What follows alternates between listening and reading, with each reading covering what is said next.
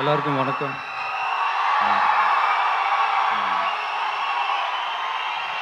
Thank you.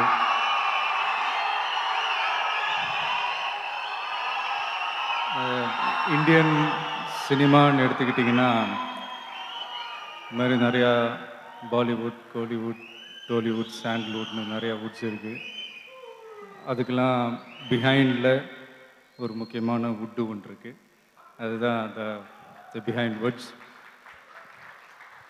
அவங்க பண்ணுற நிறையா ஆர்டிகல்ஸ், ஷோஸ், விமர்சனங்கள் எல்லாம் பார்த்துருக்கேன்.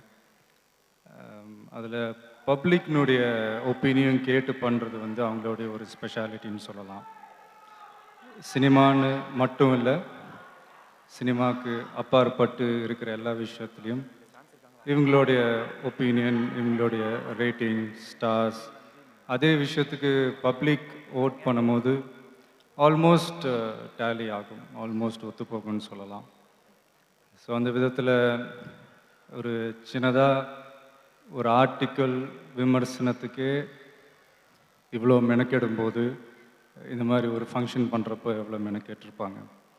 ஸோ இப்படி ஒரு பிரம்மாண்டமான ஃபங்க்ஷன் பண்ணுற மொத்த பிஹைண்ட் வுட்ஸ் டீமுக்கும் என்னுடைய பாராட்டுகளை தெரிவிச்சுக்கிறேன்.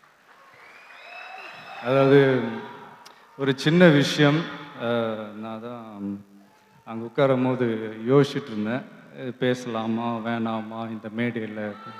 பட் சரி, ஓகே, பேசுறதில் ஒன்றும் தப்பு இல்லை. அதாவது என்னென்னா, நான் நல்லா இருக்கணும்னு நீங்கள் நினைக்கிறீங்க, நீங்கள் நல்லா இருக்கணும்னு நான் நினைக்கிறேன். ஆனால் நம்ம எல்லாருமே நல்லா இருக்கணும்னு நினைக்கிறவங்க நல்லா இல்லைங்க, விவசாயிங்க.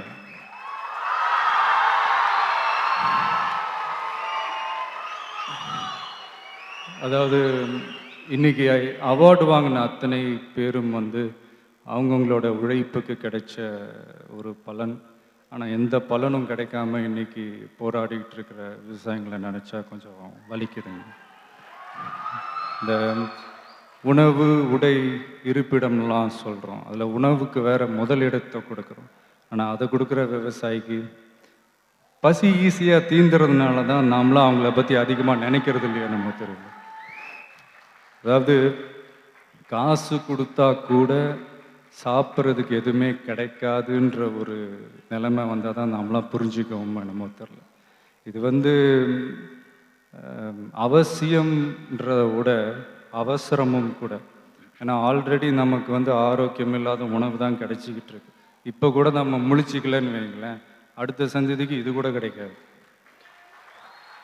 ஒரு அது என்ன சொல்கிறது, சும்மா ஒரு எக்ஸாம்பிளுக்கு சொல்கிறேன். ஒரு கடையினுடைய ஒரு முதலாளி, எனி முதலாளி தான் உற்பத்தி பண்ணுற ஒரு பொருளை வந்து இன்னொரு கடையில் போய் வாங்க மாட்டான். ஃபார் எக்ஸாம்பிள் சொல்லப்போனால், ஒரு நகை கடை ஓனர் இன்னொரு நகை கடையில் போய் நகை எடுக்க மாட்டார்.